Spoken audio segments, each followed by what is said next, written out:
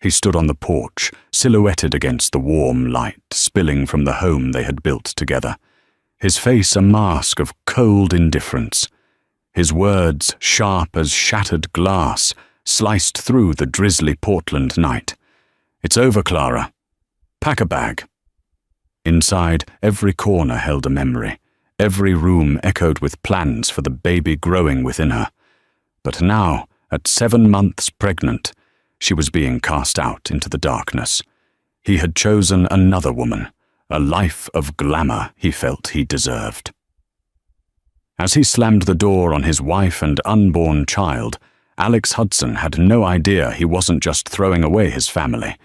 He was throwing away a $20 million secret that would soon become his life's greatest regret.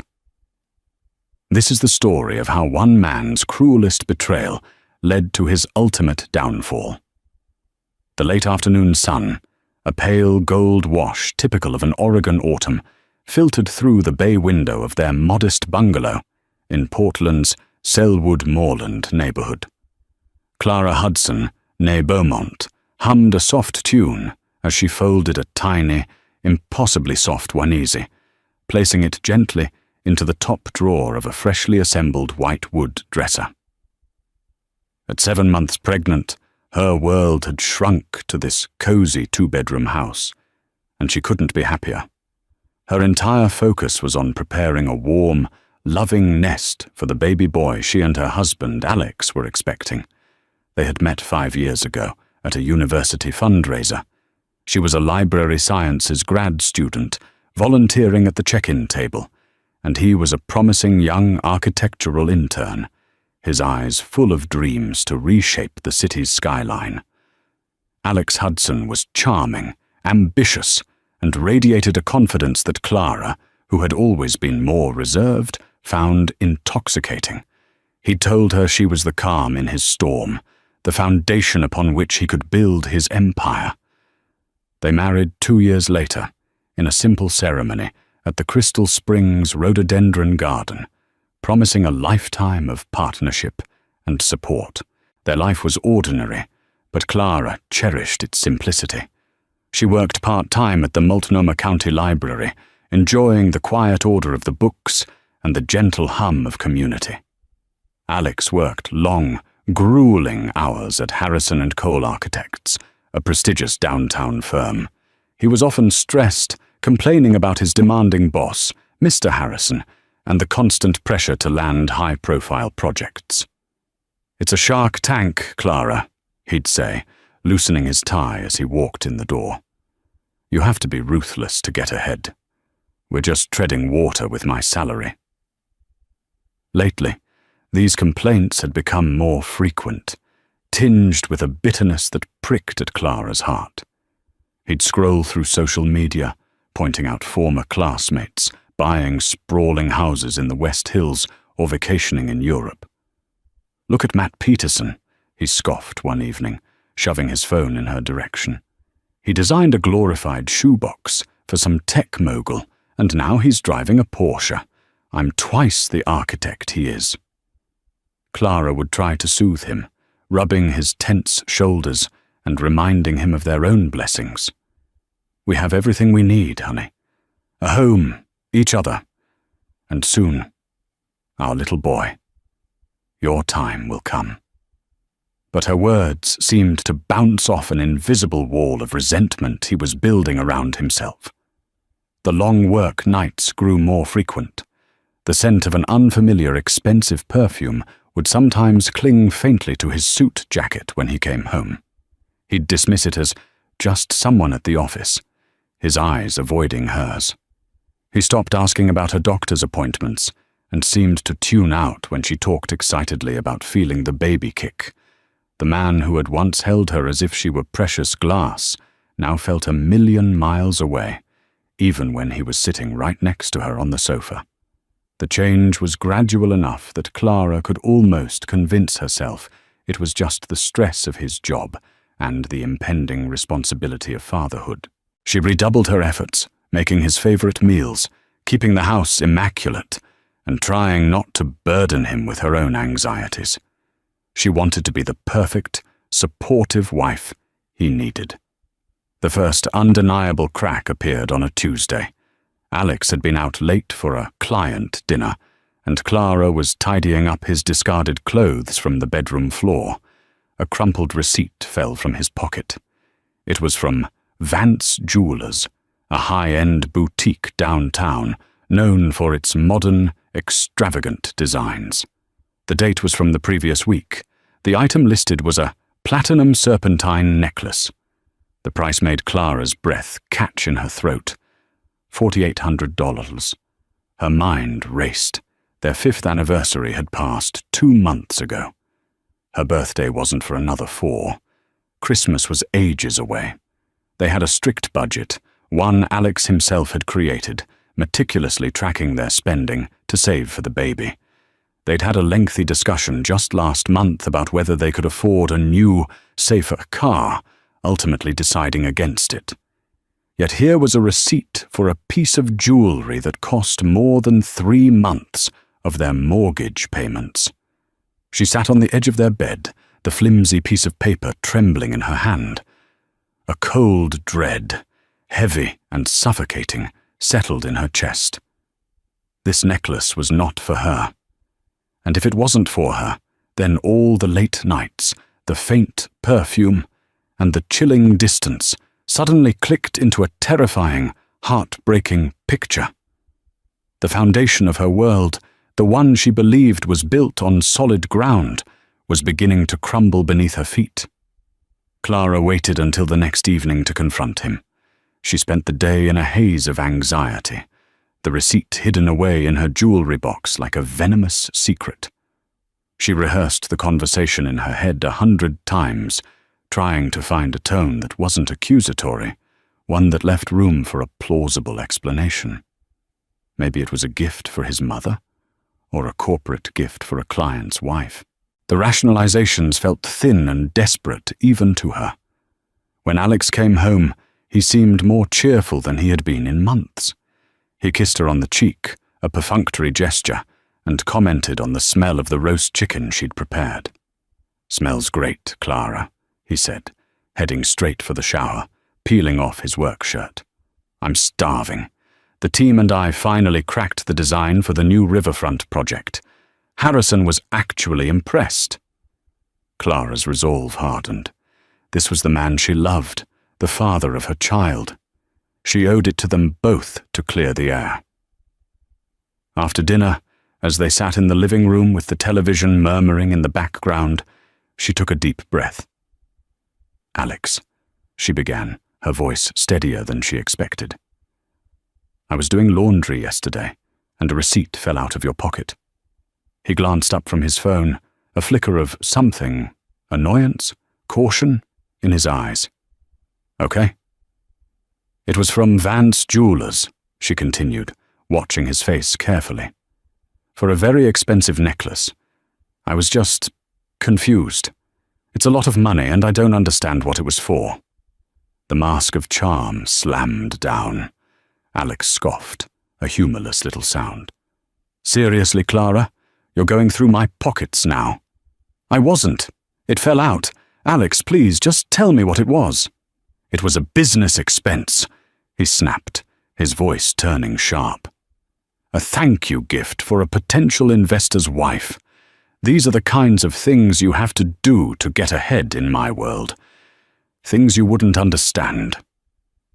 The condescension in his tone stung more than the lie itself. "You expensed a $5,000 necklace? Alex, we can't afford that. You would have told me. We talk about every major expense." "I handle the finances because you get too emotional about them," he shot back, his voice rising. "God, you're so hormonal lately. Can't you just trust me for once? I am trying to build a better life for us, for this family, and all you can do is nag me about a receipt." He was a master of turning things around, of making her feel small and irrational. It was a tactic he'd used before in minor arguments. But this time it felt different. It felt calculated. Defeated, Clara dropped the subject. But the trust that had been the bedrock of their marriage was now fractured beyond recognition. The final piece of the puzzle was delivered 2 weeks later by her best friend, Jessica Porter. Jessica was everything Clara wasn't: bold, outspoken, and fiercely protective. She called Clara on a Friday afternoon, her voice tight with fury. "Clara, you need to sit down," Jessica said, dispensing with any pleasantries. "I'm so sorry to be the one to tell you this, but I can't let him do this to you. I was at the Gilded Sparrow last night for my boss's retirement dinner. Alex was there." The Gilded Sparrow was one of the most exclusive restaurants in Portland, a place Alex always referred to as being in another stratosphere for their budget. "He might have been with a client," Clara said weakly, the words tasting like ash in her mouth. "He was not with a client," Jessica's voice was firm. "He was with a woman, a tall, blonde woman in a red dress. They were holding hands across the table. Clara. He was feeding her dessert, and she was wearing a very distinctive platinum snake necklace." The air left Clara's lungs.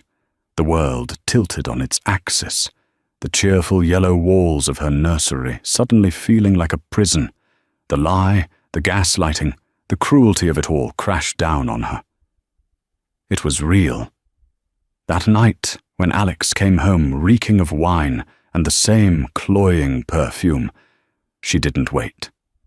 She stood in the entryway, blocking his path, her arms crossed over her swollen belly. She didn't have the receipt this time. She had the truth. "How was your dinner at the Gilded Sparrow?" she asked, her voice dangerously quiet. Alex froze, his keys halfway to the small dish on the console table. The color drained from his face. "What are you talking about? I was working late." "Stop lying to me, Alex," she said, her voice breaking. "Jessica saw you. She saw you with her. She saw the necklace. Just stop." For a moment, he looked like a cornered animal. The carefully constructed walls of his double life came crashing down, and behind them was not a man filled with remorse, but one filled with rage. "Fine," he snarled, dropping his briefcase with a thud. "You want the truth? Fine. Yes, I was with someone. Her name is Tiffany Vance, and I'm in love with her." Each word was a physical blow. Clara staggered back, her hand flying to her mouth. "She understands me," he continued, his voice dripping with a venom she had never heard before. "She sees my potential.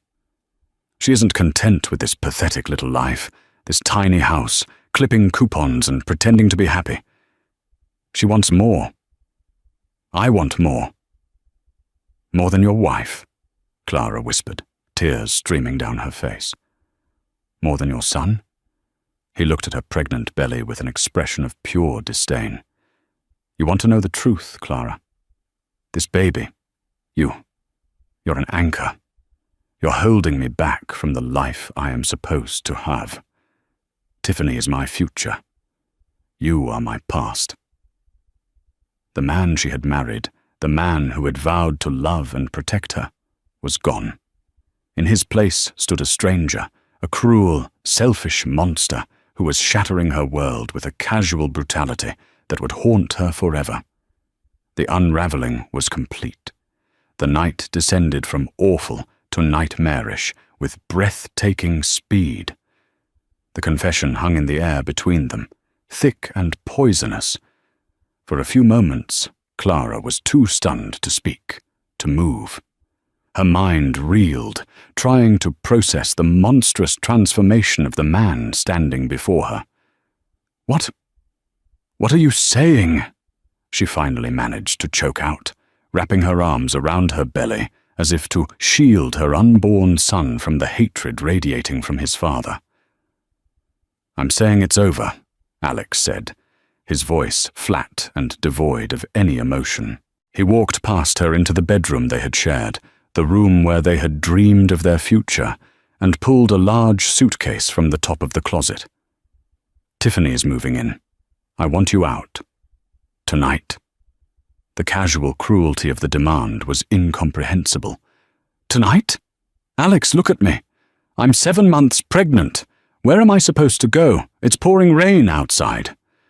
"That sounds like a you problem, not a me problem," he said, without looking at her. He began pulling his expensive suits from the closet and tossing them on the bed, making room. Then he turned to her side of the closet. He grabbed a single empty duffel bag and began stuffing it with a random assortment of her belongings, a couple of maternity tops, a pair of leggings, the worn-out sweatshirt she loved. It was a gesture of utter dismissal. Clara followed him, pleading, her voice cracking with desperation. "Alex, please, we can talk about this. We can go to counseling.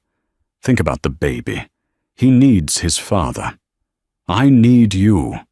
He whirled around, his face contorted in a sneer. "You need me?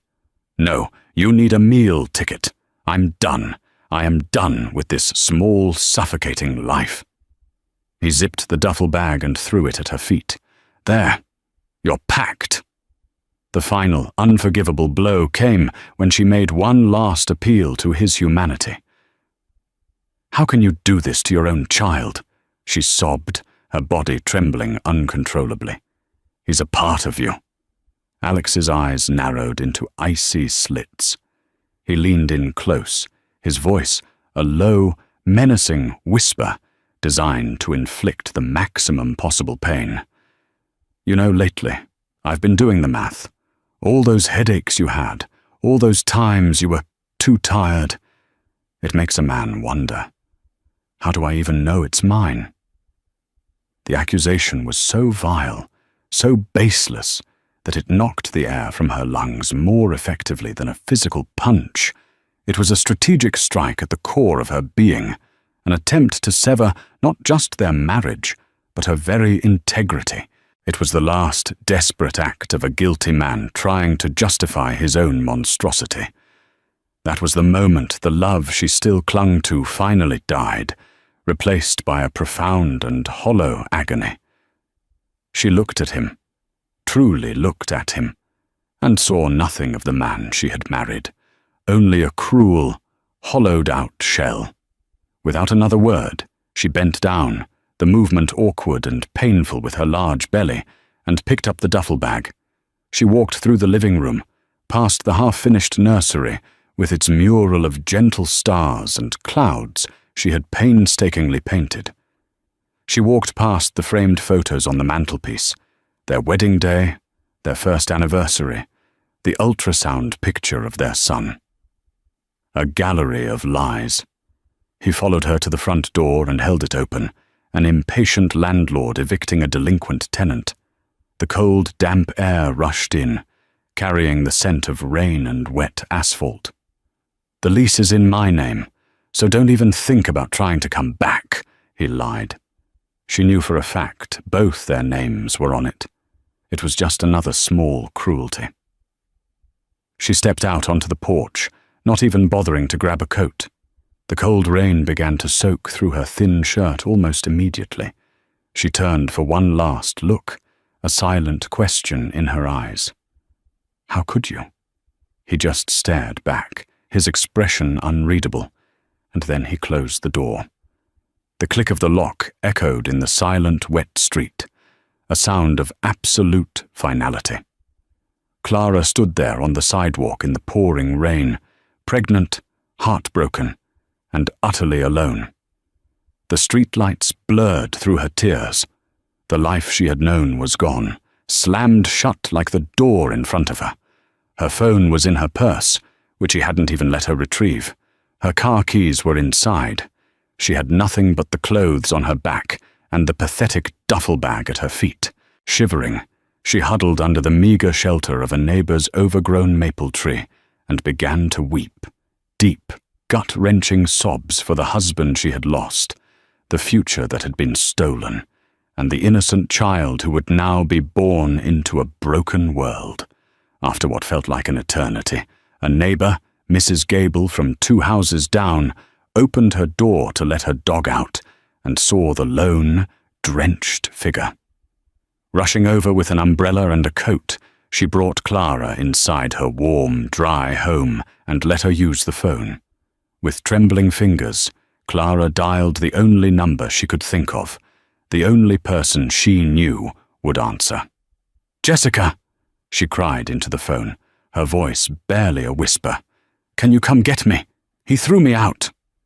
Jessica Porter arrived in under 15 minutes, her small sedan screeching to a halt at the curb. She found Clara wrapped in one of Mrs. Gable's Afghans, sipping hot tea, her face pale and tear-streaked, her eyes vacant with shock.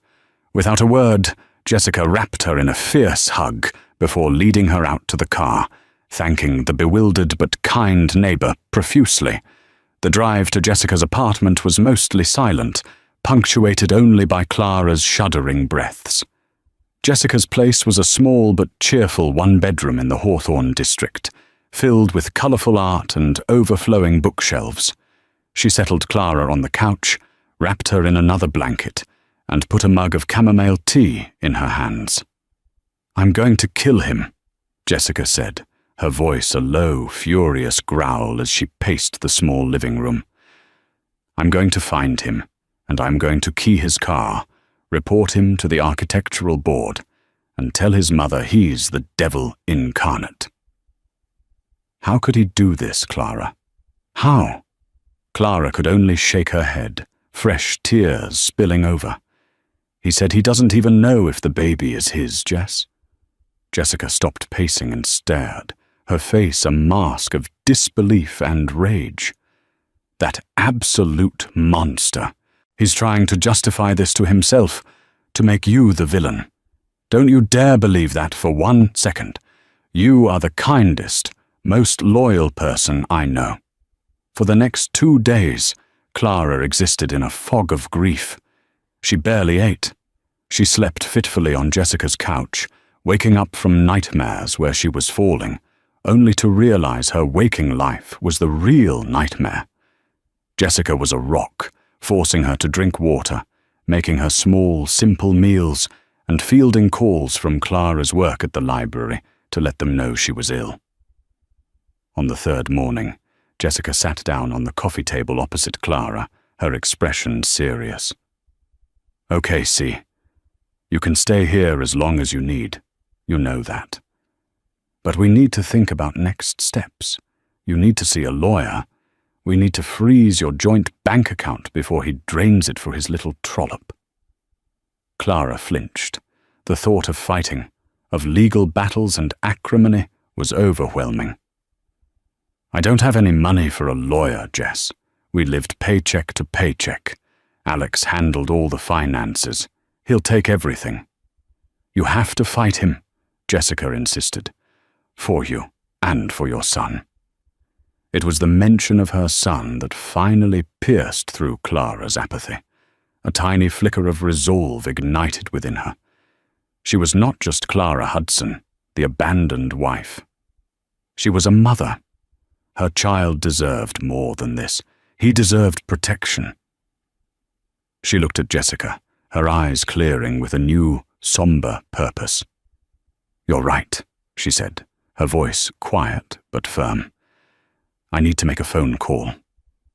She borrowed Jessica's phone and walked into the spare room for privacy. Her heart pounded against her ribs as she scrolled through her contacts, backed up to her cloud account. She found the number she was looking for under A for Abernathy. Mr. David Abernathy. She hadn't spoken to him in over a year, a deliberate choice to maintain the simple, ordinary life she had so carefully constructed. Now, that life was in ashes, and he was her only lifeline. She pressed call. He answered on the 2nd ring, his voice as warm and steady as she remembered. "David Abernathy speaking." "Mr. Abernathy," Clara said, her voice trembling slightly. "It's Clara. Clara Beaumont." She purposefully used her maiden name. There was a brief pause, then, "Clara, my dear girl, it's wonderful to hear from you. Is everything all right? You sound upset." The dam of her composure broke. The whole sordid story came pouring out. The affair, the cruelty, being thrown out into the street, pregnant and alone, Alex's final, poisonous accusation. Mr. Abernathy listened patiently, his silence punctuated by an occasional sharp intake of breath or a low murmur of outrage. When she finished, there was a long silence on the other end of the line. Clara worried she had shocked him, that she had burdened this kind, elderly man with her sordid mess. "Clara," he finally said, and his voice was no longer warm. It was like granite. "I want you to listen to me very carefully. This man, this Alex Hudson, has just made the single greatest mistake of his life. He is about to learn what it means to cross a Beaumont." "I don't know what to do," she whispered. "I have nothing." "Oh, my dear girl," Mr. Abernathy said, and now there was a hint of a grim smile in his voice. "That is where you are profoundly mistaken. Do you remember the terms of your parents' trust, the Beaumont Legacy Trust?" "Vaguely," she admitted. "Something about my 30th birthday." "Precisely. The principal becomes fully accessible to you on your 30th birthday, which is still several months away. However, your parents, bless their forward-thinking souls, included a specific clause, an early access provision that would be triggered by one of two life events, a medical emergency or the birth of your first legal heir. Clara's breath hitched. "The baby." "The baby," he confirmed. "Clara, the moment that little boy takes his first breath, you gain full, unrestricted control of the entire trust, and nothing is not quite the right word for its contents. After the market's performance this past decade, the current valuation of the Beaumont Legacy Trust is... Let me see." He paused as he presumably clicked a mouse. "As of market close yesterday, it stands at $20,457,192.38. Clara sank onto the edge of Jessica's guest bed, the phone pressed hard against her ear. $20 million. The number was so vast, so abstract, it didn't seem real. Her parents, Robert and Catherine Beaumont, had been brilliant but quiet software engineers who had gotten in on the ground floor of a major tech company in the 90s. They had lived modestly and invested wisely. When they were killed in a car accident when Clara was just 10, she had been raised by a loving but frugal aunt, shielded from the reality of the fortune they had left her.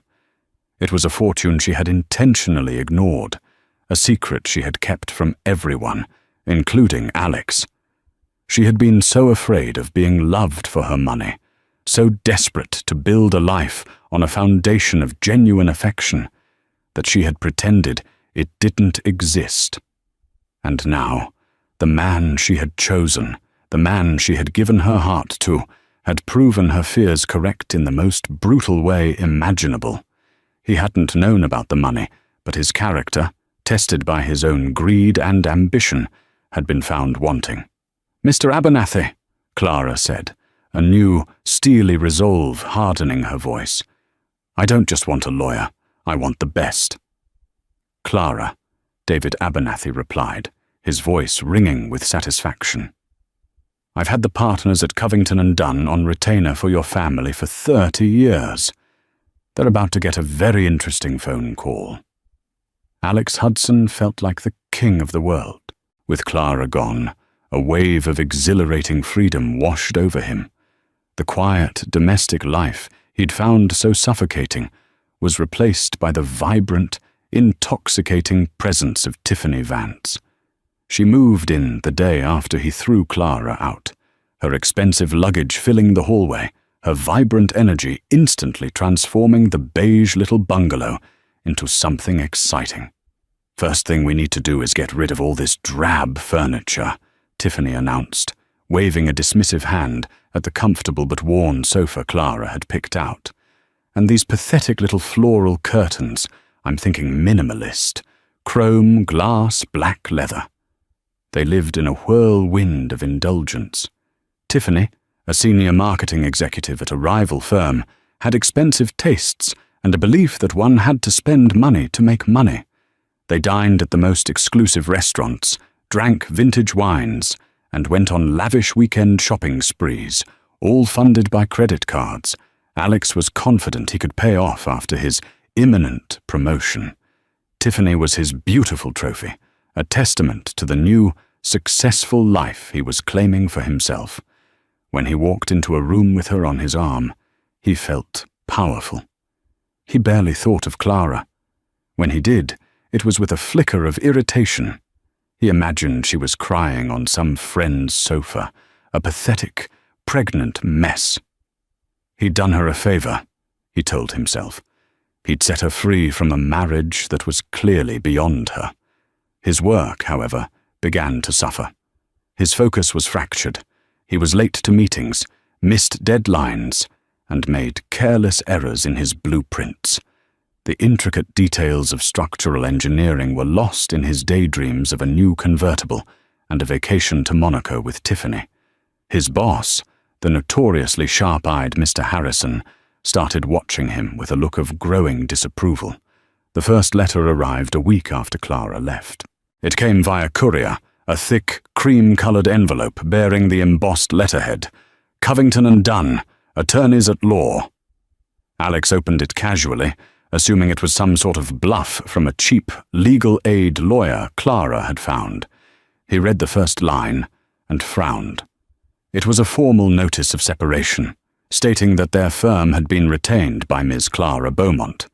It detailed her intent to file for divorce on the grounds of adultery and extreme emotional cruelty. The second page was a formal request for a complete discovery of assets, demanding full disclosure of all his bank accounts, investments, property, and debts. "Look at this," he laughed, tossing the letter to Tiffany, who was perched on their new Italian leather couch, flipping through a design magazine. "Little Clara is trying to play hardball. Covington and Dunn. She probably can't even afford their coffee." Tiffany glanced at it, a smirk playing on her lips. "How pathetic. Let her try. What's she going to take? Half of your credit card debt?" They dismissed it as a desperate, empty threat. A few days later, a uniformed officer served Alex with a restraining order at his office, right in front of his colleagues. The order prohibited him from contacting Clara or coming within 500 feet of her, citing the risk of emotional distress and endangerment to his unborn child. The public humiliation was intense.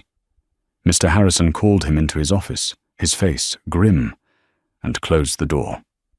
"Whatever is going on in your personal life, Hudson," he said sternly, "keep it out of my firm. This is a family-oriented business. I won't have this kind of drama associated with Harrison and Cole." Alex returned to his desk, his face burning. The whispers of his co-workers followed him. The final, life-altering delivery arrived on a Saturday morning. Alex and Tiffany were lounging in their robes, sipping mimosas, when a process server knocked on the door. He handed Alex a thick, box-like envelope. "You've been served," the man said flatly, and left. "More love letters from the ex," Tiffany drawled, not looking up from her phone. Alex tore it open. Inside was a mountain of paperwork. The cover letter stated that it was the preliminary financial disclosure from Ms. Beaumont's legal team, provided as a professional courtesy before the official court filing. He began flipping through the pages, legal jargon, tax forms, asset declarations. It all seemed standard. And then he reached the last section. Schedule of Assets, Beaumont Legacy Trust. He stared at the page. It was a consolidated statement from a San Francisco-based wealth management firm. His eyes scanned the columns of figures, the lists of stocks, bonds, and real estate holdings. He didn't understand most of it, but he understood the number at the bottom of the page, printed in bold, undeniable black ink. Total current value, $2,457,122.38. The mimosa glass slipped from his hand, shattering on the new hardwood floor, the orange juice and champagne pooling like a sickening sunrise. "What is it?" Tiffany asked, annoyed at the interruption. "Alex, what's wrong with you?" He couldn't speak. He could only hold out the trembling piece of paper. Tiffany snatched it from him, her eyes scanning the page. Her perfectly made-up face went through a rapid series of transformations. Confusion, to disbelief, to a stark, predatory avarice, and finally to pure, unadulterated fury. She looked from the paper to Alex, her blue eyes turning to chips of ice. $20 million, she whispered, the words barely audible. Then her voice rose to a shriek. "You told me she was a librarian. You told me she had nothing. You idiot! You unbelievable, moronic idiot!" The architect of a new, glamorous life suddenly felt the blueprints of his world burning to ash around him. He had not just thrown out his wife. He had thrown away a queen. The number on the page seemed to vibrate with a life of its own. $20 million. It was an impossible sum, a figure from a movie, not from the life of the quiet, unassuming woman he had married and discarded. Alex Hudson's mind refused to process it. This had to be a mistake, a typo, a sick joke. "It's a fake," he stammered, grabbing the document back from Tiffany. "She's trying to scare us. It's a bluff." But the document was too detailed, too professional. It listed holdings in blue-chip stocks, shares in tech giants, real estate properties in prime California locations, all meticulously documented by a prestigious firm. The sheer weight of the evidence was crushing. This was real. Clara, the woman who fretted over using coupons at the grocery store, the woman who wore the same winter coat for 5 years, the woman he had called a financial burden, was an heiress. And he, in his blind arrogance, had thrown her and her fortune out into the rain. Tiffany's reaction was immediate and brutal. The loving, supportive partner persona vanished, replaced by a creature of pure venom. "A bluff!" she screamed, her voice shrill with rage. "Are you that stupid? No one fakes a 100-page portfolio from a top-tier investment house. You had a winning lottery ticket in your hand, a golden goose, and you strangled it because you wanted a shinier toy." "I didn't know," he yelled back, his voice cracking with panic. "How could I have known?" "You should have known," she retorted, jabbing a finger at his chest. "You should have paid attention. You were so obsessed with what you didn't have that you never even bothered to see what you did. I hitched my wagon to you because I thought you were smart, ambitious. But you're just a fool. You lost me $20 million. The me was not accidental. Her beautiful face was twisted with a greed and contempt so naked it was terrifying. He saw with horrifying clarity that she had never loved him. She had loved the idea of him, the potential for success, and the lifestyle it would bring. The moment he was revealed not as a stepping stone, but as an obstacle to a much larger prize, he became worthless to her. The next week was a descent into hell. His desperate, groveling phone calls to Clara went straight to a new, unfamiliar voicemail. He sent texts professing his undying love, begging for forgiveness, blaming Tiffany for everything. They were met with a wall of digital silence. At work, the atmosphere was arctic. His colleagues avoided his gaze. The restraining order incident had made him a pariah. On Thursday, Mr. Harrison called him into his office for the last time. "Hudson, this isn't working out," the older man said, not bothering to sit down. "Your performance has been abysmal for months. Your focus is gone. And frankly, the reputation of this firm is paramount. I've been hearing things about your personal situation, abandoning your pregnant wife. It's a disgusting business. We're terminating your employment, effective immediately. Security will escort you out." Stunned, Alex packed his personal belongings into a cardboard box. The walk of shame past his former colleagues, a blur of averted eyes and whispers. He arrived home to find the front door ajar. Inside, the house was a scene of chaos. The new furniture was gone. The closets were empty of Tiffany's designer clothes. She had taken everything she had brought into the house, and more. A quick check of his online banking app confirmed his worst fears. Their joint savings account was empty. His credit cards, which he had foolishly added her to, were maxed out to their limits. On the kitchen counter, where he'd left the financial disclosure from Clara's lawyers, was a single sheet of paper. It was a note from Tiffany, written in her sharp, elegant script. "Alex, thanks for nothing. You're the biggest disappointment I've ever met. Don't contact me again. Ever." He was alone, no girlfriend, no job, and now, buried under a mountain of debt that Tiffany had gleefully created, the house he had stolen felt cavernous and cold. The silence was deafening, broken only by the drip of a leaky faucet and the frantic thumping of his own heart.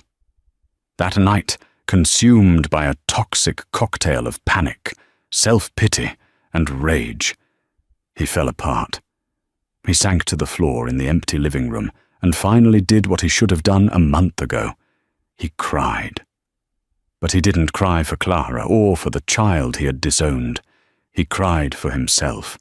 He cried for the cars, the houses, the respect, and the easy life he had held in his grasp and fumbled away. He was the architect of his own ruin, and he was now trapped in the wreckage. He picked up his phone and dialed Clara's number again, listening to it ring and ring before the detached voice of the voicemail system answered. "Clara, baby, please," he sobbed into the phone, leaving a pathetic, rambling message. "It's me.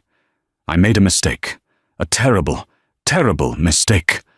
I love you. I've always loved you. It was Tiffany. She manipulated me. We can fix this. Please, just call me back. Think of our son. Think of our family." But he knew, with a chilling certainty that settled deep in his bones, that no one was ever going to call him back. 6 months passed, dragging Alex Hudson further into the abyss, while Clara Beaumont quietly and powerfully rebuilt her world on a new, unshakable foundation. The scene could not have been more different from the drizzly Portland sidewalk where she had last stood, broken and alone. Clara sat in a sun-drenched breakfast nook overlooking the sparkling waters of the San Francisco Bay. The air was warm, scented with salt and blooming jasmine from the garden of her new home in Sausalito. A beautiful, modern house with wide windows and secure gates. In her arms, she held her son, Noah, a beautiful, healthy 2-month-old with a full head of dark hair and his mother's calm, observant eyes. She was no longer the timid, accommodating woman who had tried to shrink herself to fit into Alex's small ambitions. Motherhood, combined with the sudden and staggering responsibility of her inheritance, had forged a new strength within her. With the guidance of Mr. Abernathy, who had become the grandfather she never had, she took control of her legacy. She wasn't interested in a life of idle luxury. The pain of her experience had given her a profound sense of purpose. After ensuring Noah's future was secure, she dedicated a significant portion of her resources to establishing the Beaumont Foundation, a charitable organization with a clear, heartfelt mission to provide housing, legal aid, and support for single mothers and children facing crisis situations.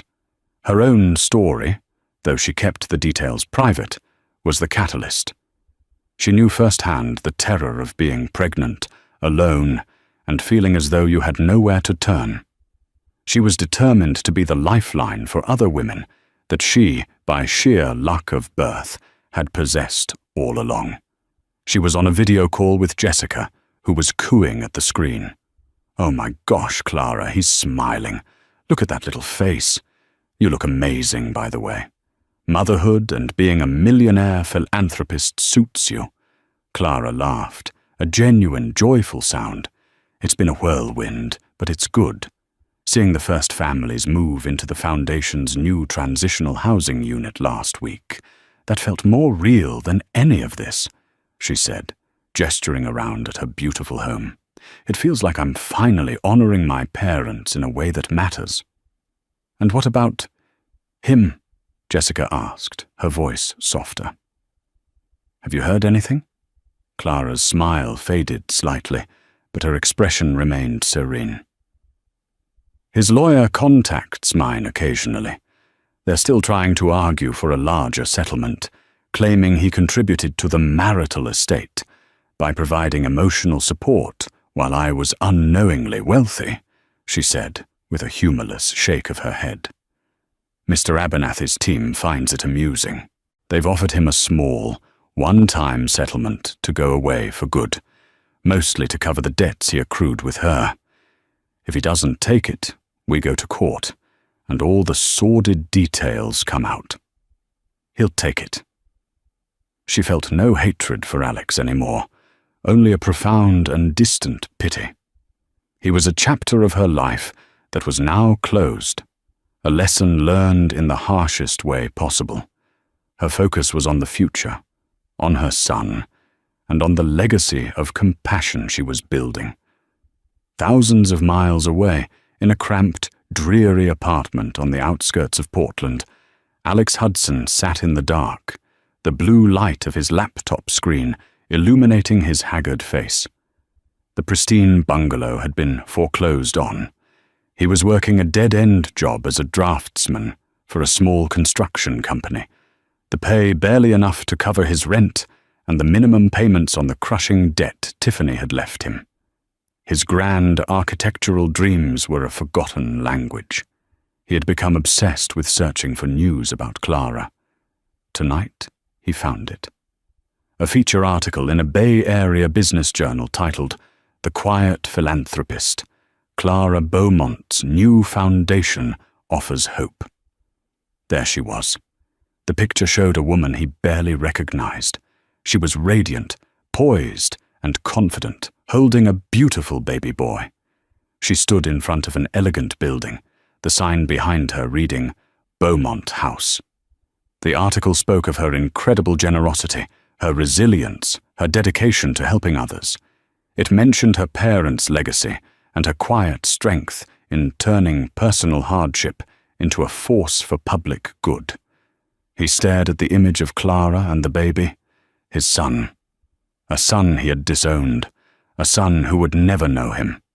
A son who would grow up surrounded by love, security, and a fortune Alex could now only dream of.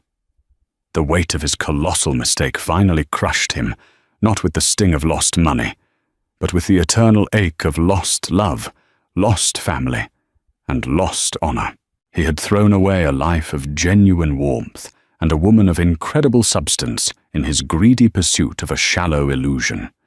He closed the laptop, plunging the room back into darkness. He was alone with his regret, a ghost haunted by the magnificent life he was never meant to have because he had failed to value the one he already did. 5 years is a lifetime. For Clara Beaumont, it was the time it took to build an empire of compassion. The Beaumont Foundation was no longer a fledgling startup, but a widely respected institution with branches in 3 states. Her name was synonymous with resilience and generosity. She was a poised, articulate leader who moved with an effortless confidence that felt as though it had been hers forever. The timid, heartbroken woman she had once been was a ghost, a memory from a different life. Her son, Noah, was a bright, joyful 5-year-old with an insatiable curiosity about the world. He was the sun in her universe, his laughter the soundtrack of her life. He knew his mother was special, that she helped people, and he was proud of her. He knew the story of his father in the simple, age-appropriate terms Clara and a child psychologist had crafted, a man who wasn't ready to be a dad, who had made some very sad choices, but whose leaving had allowed Noah and his mummy to build the wonderful life they now had. There was no bitterness in the telling, only a quiet truth. For Alex Hudson, those same 5 years had been a brutal, grinding penance. After losing everything, he had spiraled, spending nearly a year in a haze of cheap whiskey and suffocating self-pity. Rock bottom came in the form of an eviction notice from his squalid apartment. Staring at the notice, he finally saw his reflection in the grimy window, a hollow-eyed stranger with a scraggly beard and trembling hands. The shame was so absolute, so profound, that it finally broke through the layers of his ego. That was the day he started to climb back. He entered a 12-step program. He found a steady, unglamorous job as a city building inspector, a role that felt like cosmic irony. He spent his days examining the foundations and structures of other people's dreams, hyper-aware of how he had failed to inspect his own. He lived in a small, clean apartment, paid his debts, and re-established a quiet, solitary life. He followed news of the Beaumont Foundation with a strange mixture of pride and agony. It was his only link to Clara, a testament to the goodness he had so callously discarded. He never tried to contact her. He knew he had forfeited that right forever. The news that the foundation was opening its first major project in Portland, a 50-unit supportive housing complex for families, sent a jolt through him. A dedication ceremony was planned. Clara would be there. He told himself he wouldn't go. It was masochistic. It was pointless. But as the day approached, an undeniable pull, a need for some kind of closure overwhelmed him. He had to apologize, not to win her back, not to ask for a role in his son's life. He knew those doors were welded shut, but simply to unburden his soul of the words he had failed to say 5 years ago. He attended the dedication, standing at the very back of the crowd, hidden by a large oak tree. He saw her at the podium, elegant and powerful, speaking with a passion that captivated everyone. He saw his son, Noah, sitting in the front row next to Jessica, looking up at his mother with pure adoration. The boy was the perfect blend of them both, and the sight was a fresh stab to Alex's heart. After the ceremony, as the crowd dispersed, Alex waited. He watched as Clara hugged her friends and supporters, a warm, genuine smile on her face. Finally, she and Noah, holding hands, began walking toward a black town car, waiting in a reserved spot. This was his only chance. He stepped out from behind the tree, his heart hammering against his ribs. "Clara," he said, his voice hoarse. She stopped instantly, her body going rigid. A flicker of the old fear crossed her face before it was replaced by a calm, guarded composure. Her hand tightened on Noah's. "Alex," she said, her tone level and unreadable. He looked terrible, and she knew it. He was thin, and the lines on his face told a story of hard years. The arrogant swagger was gone, replaced by a deep-seated weariness. "I know I have no right," he began, holding his hands up in a gesture of peace. "I'm not here to cause trouble. I had to see you. I had to say it." He took a shaky breath, his eyes meeting hers. "There are no excuses for what I did. I was a cruel, weak and selfish man. The things I said, the way I treated you, it was monstrous. And I am sorry. I am so profoundly sorry for the pain I caused you, for abandoning you and him." His gaze flickered toward Noah, who was hiding shyly behind Clara's leg. Clara listened, her expression unchanging. She had imagined this moment 1,000 times in the early years, fantasized about screaming at him, about hurting him as he had hurt her. But now, seeing him so broken, she felt nothing but a quiet, somber finality. "Thank you for the apology, Alex," she said simply. From behind her leg, Noah peeked out and whispered, "Mummy, who is that man?" Clara looked down at her son, her expression softening. She turned back to Alex, a final, unspoken boundary being drawn between them. "That man is someone I used to know a long time ago," she said, her voice gentle but firm. "It's time for us to go, sweetie." She didn't offer forgiveness. She didn't offer anger. She offered him nothing but the truth. He was part of a past she had survived and overcome. As she turned and led Noah to the car, Alex stood frozen, watching the woman and the child who should have been his life. He had delivered his apology into the void, and the void had given him the only answer it could. Nothing. It was the absolution he deserved. He watched the car pull away, its red tail lights disappearing into the twilight, and for the first time in 5 years, he felt the heavy chains of his past finally, irrevocably, fall away. He was left alone with his regret. But at last, he was free to carry it. And so, Alex Hudson was left with nothing but the echoes of his own cruel words and the crushing knowledge of what he had thrown away. It wasn't just the $20 million. It was the woman of immense character who held that fortune, and the innocent child who was his son. Clara Beaumont, in turn, discovered that her greatest wealth wasn't the money in the bank, but the strength she found in her darkest hour. She transformed her pain into a powerful legacy of hope for others, proving that true fortune is measured not by what you have, but by what you give. This story is a powerful reminder that our choices define us, and that karma, sooner or later, settles all accounts. What did you think of Alex's ultimate fate? Do you believe he got what he deserved? Let us know your thoughts in the comments below. If this story moved you, please give this video a thumbs up. Share it with someone who appreciates a story of justice and resilience. And don't forget to subscribe to our channel for more real-life dramas that will leave you thinking. Thank you for listening. He was a man who had everything: a corner office on the 50th floor, a tailored suit worth more than most cars, and a ruthless ambition that had scorched everyone beneath him. His secretary Clara was just another rung on his ladder, diligent, intelligent, and inconveniently pregnant. When his ambitious mistress, Serafina, wanted Clara gone, he did it without a second thought. He fired her, publicly, humiliatingly. What he didn't know, as he watched her walk away, was that Clara wasn't just his secretary.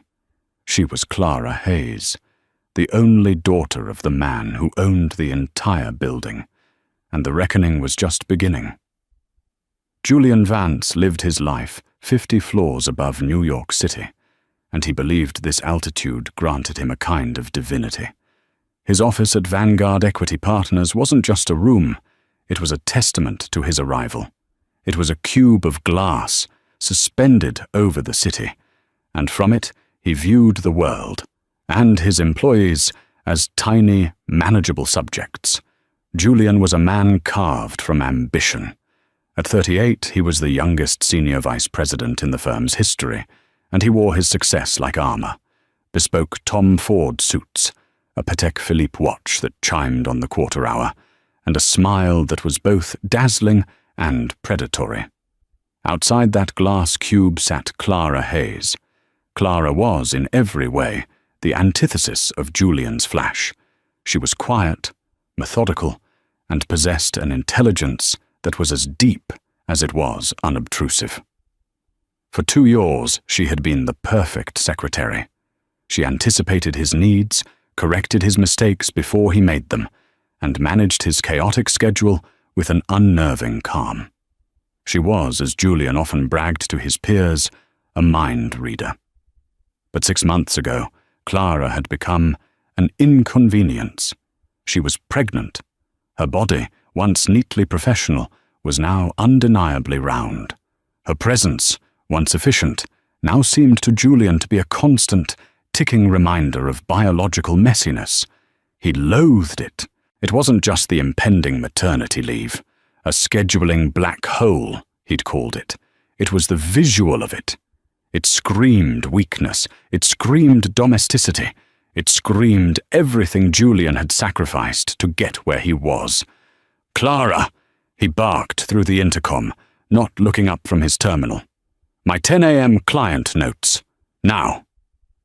"They're on your desk, Julian," her calm voice replied instantly. "I placed them there an hour ago. Open to page 3, where you'll find the discrepancies in their Q3 report." Julian glanced down. There they were. He grunted, annoyed at her preemptive competence. His annoyance was being actively stoked by Serafina Croft. Serafina was the firm's new head of strategic marketing, hired 3 months prior. She was fire to Clara's ice, all sharp angles, blood-red lipstick, and a laugh that echoed with undisguised avarice. She and Julian had fallen into a discreet, then flagrant affair almost immediately.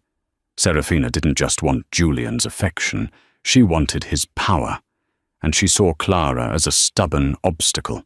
Serafina sauntered over to Clara's desk, leaning against it hip first, deliberately crowding Clara's space. She was holding a steaming mug. "Still here, Clara?" Serafina purred, loud enough for the entire floor to hear. "I'm surprised you can still fit behind that desk. You're blooming." Clara didn't look up from her screen. "I'm fine, Miss Croft. Can I help you with something?" "Oh, just admiring your dedication," Serafina said, taking a sip.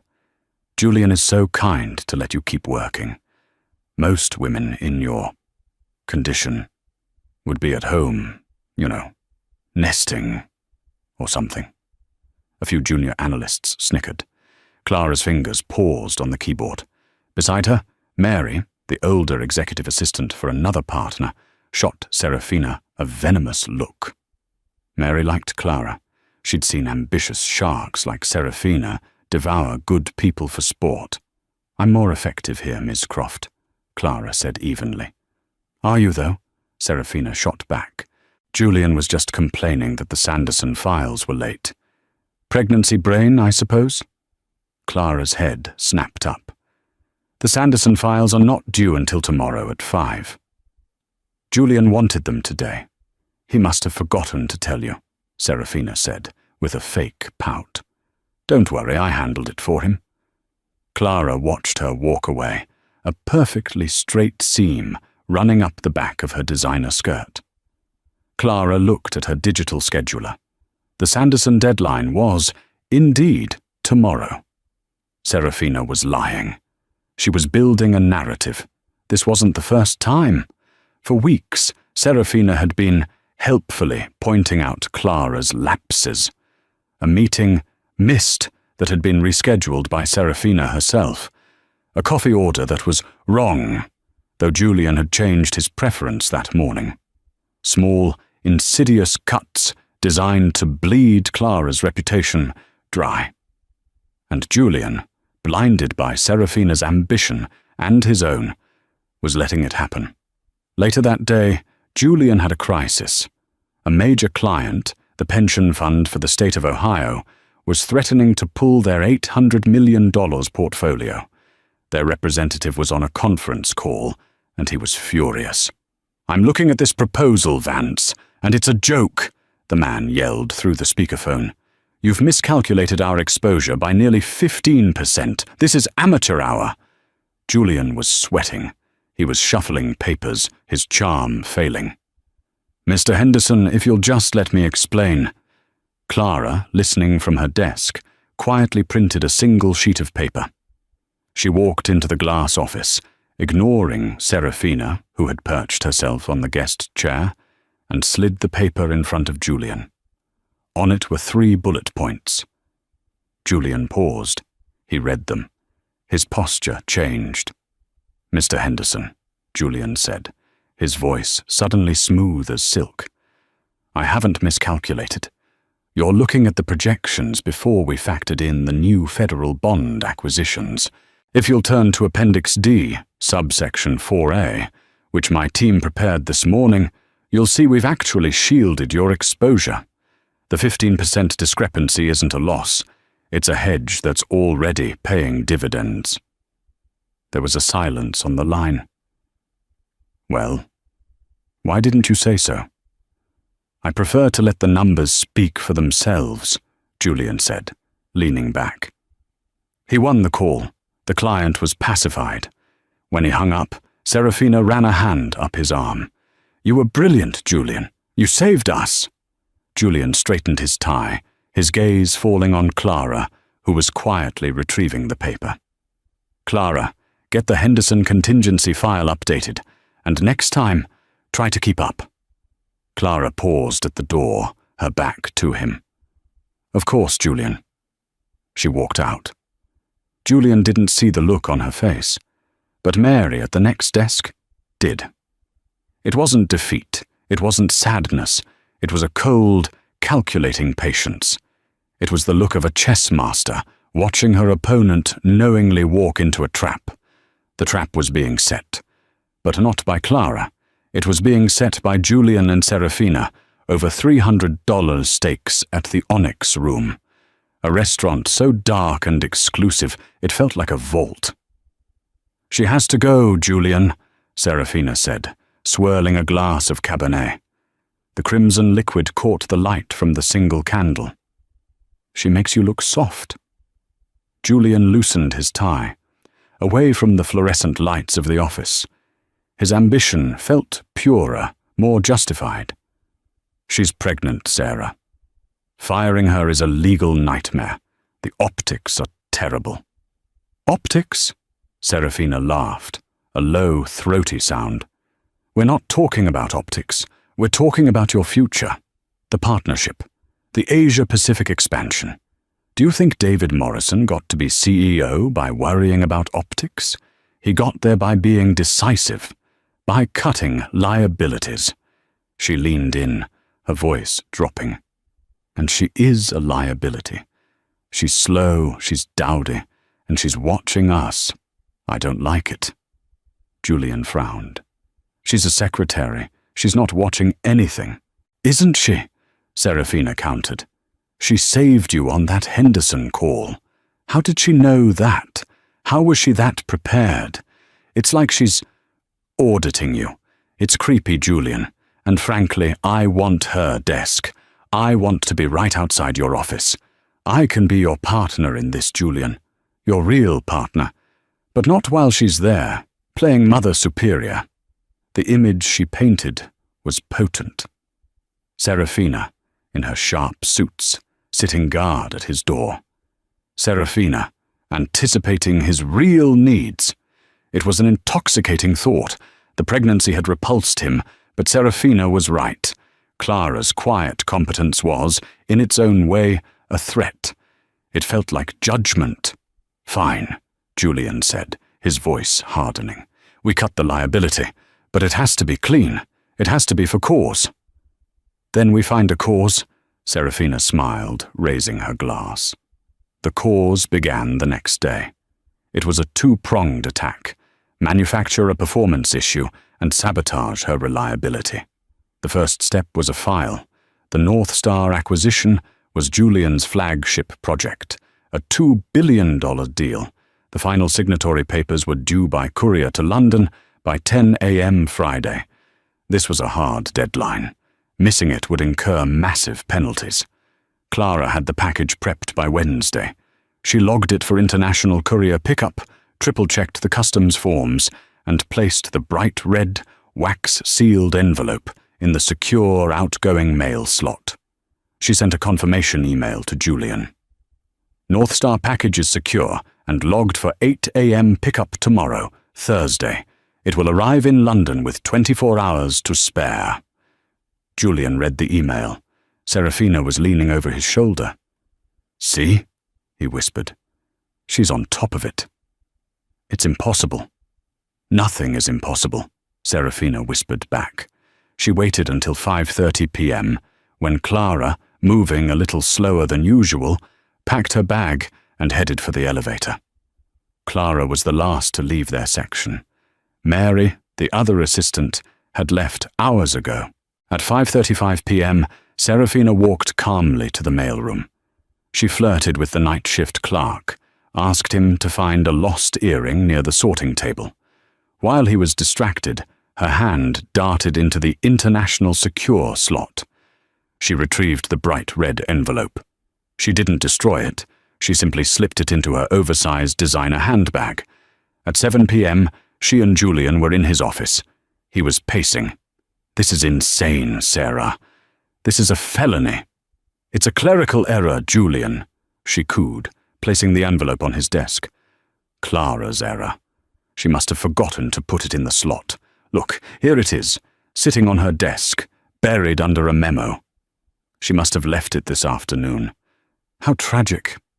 How forgetful. She then moved to Clara's computer. Clara, trusting, had her password saved in a desktop file for Julian, in case of emergency. This, Serafina decided, was an emergency. She logged into Clara's email. She found the confirmation message sent to Julian. "North Star package is secure and logged." Serafina smiled, and with a click of the mouse, she deleted it. Not just from Clara's sent folder, but from the server-side recall. Then, she went into Clara's scheduler and deleted the courier pickup appointment. "There," she said, logging out. "No email, no appointment, just a package sitting on her desk. Missed. A multi-billion-dollar deal, jeopardized by her incompetence. By her pregnancy brain." Julian stared at the package.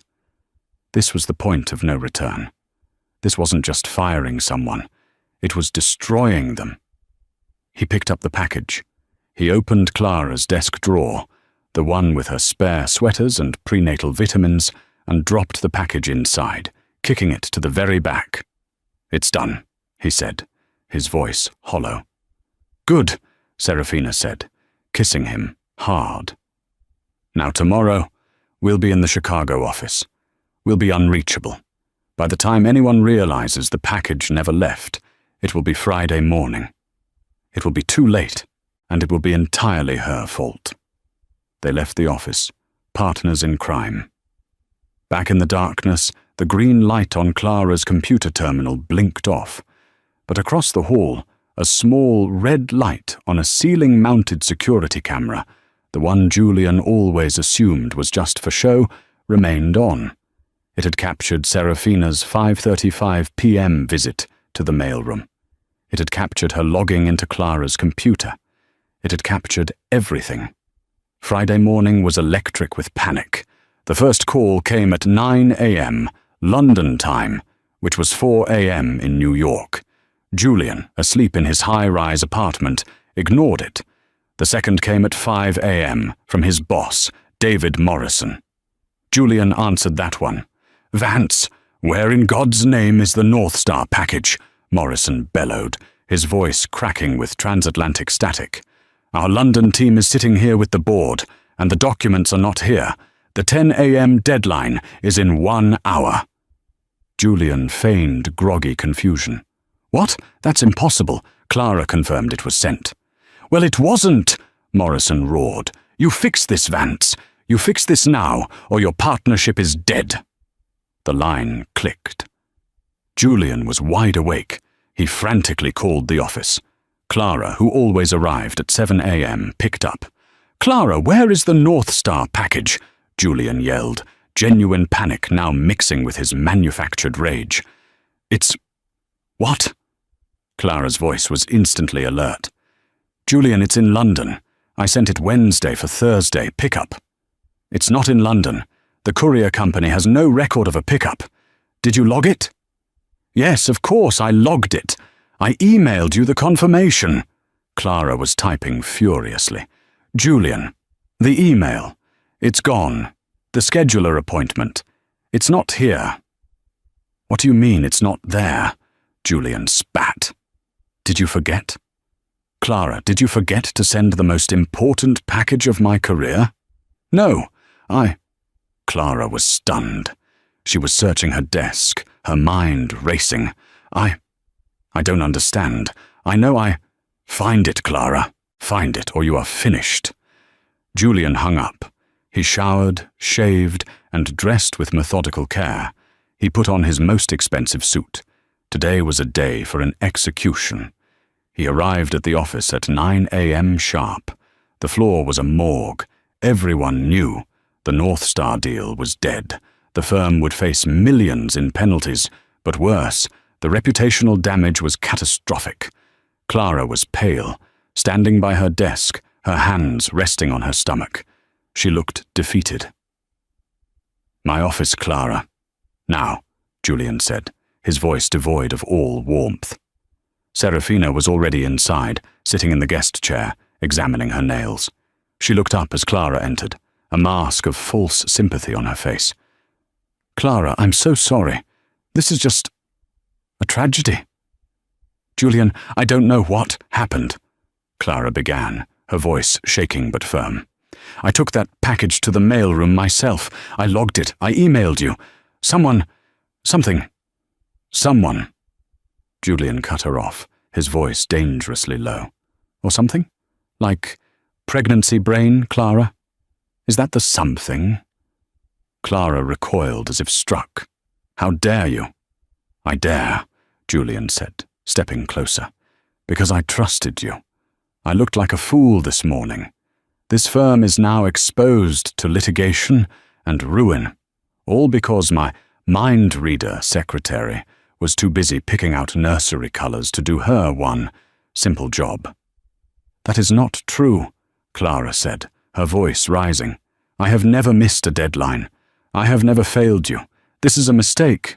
This is wrong." "It's a failure, Clara. A catastrophic failure," Julian said.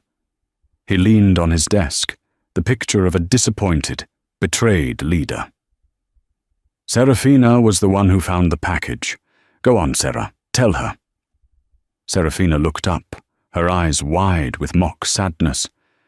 "Clara, I found it this morning, in your desk drawer, under a pile of baby magazines." This was a lie too far, a vicious, unnecessary embellishment. "What?" Clara whispered. She physically staggered back. No, I would never. Someone put it there." "Who, Clara?" Julian laughed, a cold, barking sound. "The mailroom gnome? Serafina? Me? Do you hear how paranoid you sound? You're hormonal, you're forgetful, and you just cost this company its biggest deal of the decade." He circled his desk and stood over her. She had to tilt her head back to look at him. "I can't have unreliable people on my team," he said. "The partnership is expanding. We're moving into Asia. I need sharks. Clara, not this." He gestured vaguely at her stomach. Clara's eyes, which had been wide with shock, suddenly narrowed. The fear vanished, replaced by that same cold, calculating calm Mary had seen before. "Julian," she said, her voice quiet, "you are making a terrible mistake." "No," he said. "My mistake was not doing this months ago. You're fired, Clara, effective immediately." "Julian, you can't," Serafina said, playing her part. "I can and I am," Julian snapped. "Performance. Gross negligence. I have more than cause. Security is on their way up." The entire office was watching through the glass walls. They could hear the raised voices. Mary had her hand over her mouth. "You're firing me," Clara stated, not a question. "Because of a package you know I sent. You're firing me, 6 months pregnant, to give my desk to your mistress." The air left the room. Julian's face went from angry to purple. Serafina shot to her feet. "How dare you!" Serafina shrieked. "Shut up, Serafina," Clara said, her voice cutting through the air like a razor. She never broke eye contact with Julian. "You will regret this, Julian Vance.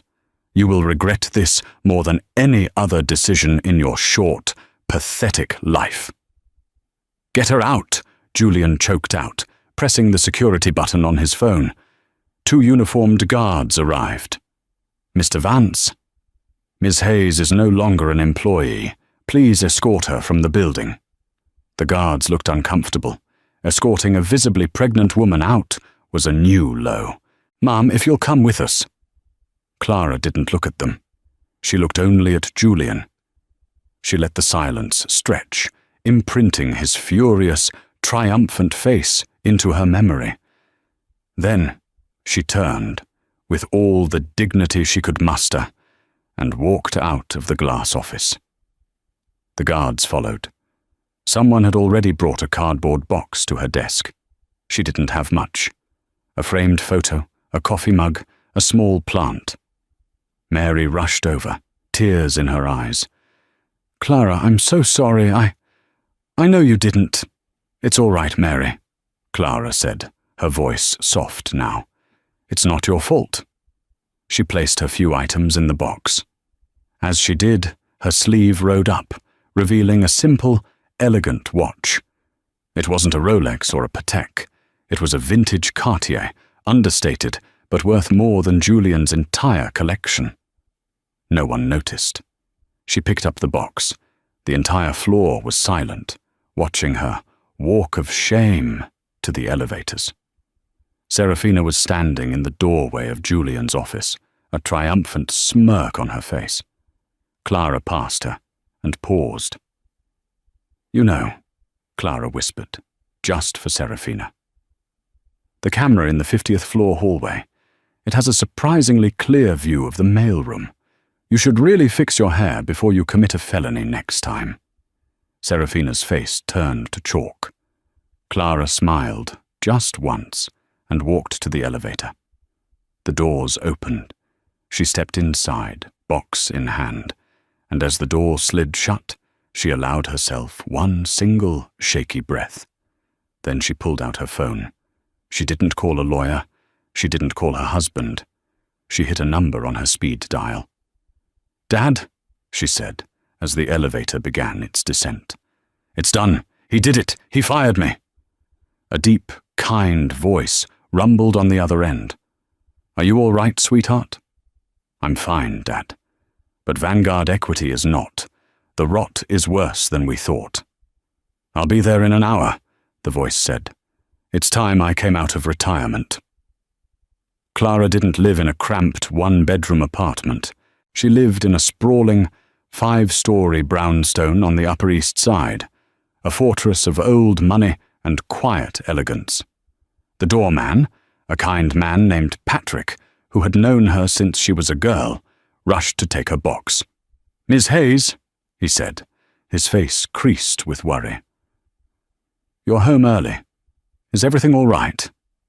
"Everything is precisely as it should be, Patrick," Clara said, managing a smile. "Is my father here?" "Mr. Hayes is in the library, Mum. He's been waiting for you." She walked past the soaring ceilings and the original Rothko paintings in the foyer, her heels clicking on the marble. She entered the library, a room panelled in dark mahogany and smelling of old books and leather. Harrison Hayes stood by the window, looking out over the private garden. He was a man in his late 60s, but he radiated an energy that shamed men half his age. He wasn't tall, but he was broad, with a full head of white hair and eyes so blue they seemed to bore through steel. This was the man who had built Vanguard Equity Partners from nothing, a legendary, almost mythical figure on Wall Street. The press called him the Architect. For the last 5 years he had been happily retired, leaving the day-to-day to his hand-picked successor, David Morrison. He turned as she entered. "Clara." He enveloped her in a hug, his hand going to her belly. "And how is my grandchild?" "He's kicking," Clara smiled, leaning into him. "He's as indignant as I am." "He has my blood, after all," Harrison chuckled. He led her to a deep leather armchair and poured her a glass of water. "Tell me everything. From the top." Clara recounted the entire sordid affair. The Henderson call, the missed package, the lies, Serafina, the public humiliation. Harrison listened, his face impassive. He was a man who listened for a living, and his stillness was more terrifying than any rage. He used the phrase, "pregnancy brain?" Harrison asked, his voice soft. He did, and then he gestured to my stomach and said, "I need sharks, not this." Harrison closed his eyes for a moment. When he opened them, the blue had turned to ice. Julian Vance, I remember him. Wharton, same as you. Top of his class. I thought he was hungry. I didn't realize he was depraved. This had all been Clara's idea. A year ago, she had been a rising star at a rival firm, already a junior partner. But she'd been hearing things about her father's company. Rumors, whispers of a toxic Shark Tank culture that had taken root since his retirement. Talk of bullying, of shady accounting, of good people being pushed out. "It's my legacy, Dad," she had told him. "It's our name on the building. I won't let it be rotted from the inside." She'd had one condition. She would go in with her mother's maiden name, Hayes. No one would know who she was. She'd start as a floater, learn the systems, and find the source of the rot. Her father had argued, but she was as stubborn as he was. Her credentials were so good, she was placed as Julian Vance's secretary within a month. His reputation as a difficult manager was legendary, and no one else would take the job. "I thought he was just an arrogant bully, Dad," Clara said, sipping her water. "But this is criminal. Serafina Croft and he, they're stealing." "Stealing?" Harrison sat up. "You have proof?" "More than proof," Clara said. She walked to the desk and pulled out a slim, encrypted flash drive. Julian thought I was reading baby magazines. I was running forensic accounting on his discretionary marketing funds, the ones he directs to Serafina. She plugged the drive into a laptop. Serafina isn't just his mistress. She's his launderer. 3 months ago, she incorporated a shell company, Croft Media Solutions. Since then, Julian has approved over $4 million in consulting fees to this company. The invoices are for market synergy analysis and brand strategy. They're boilerplate nonsense. She pulled up another file. Here are the bank transfers from Croft Media Solutions to an offshore account in the Caymans, an account held by a holding company. And guess who the sole director of that holding company is? "Julian Vance," Harrison finished, his voice grim. "He wasn't firing me because I'm pregnant," Clara said, the pieces clicking into place. "He was firing me because I was there. I was the one who processed his expense reports. I was the one who saw the invoices. He and Serafina, they thought I was just a dumb, pregnant secretary. They got sloppy.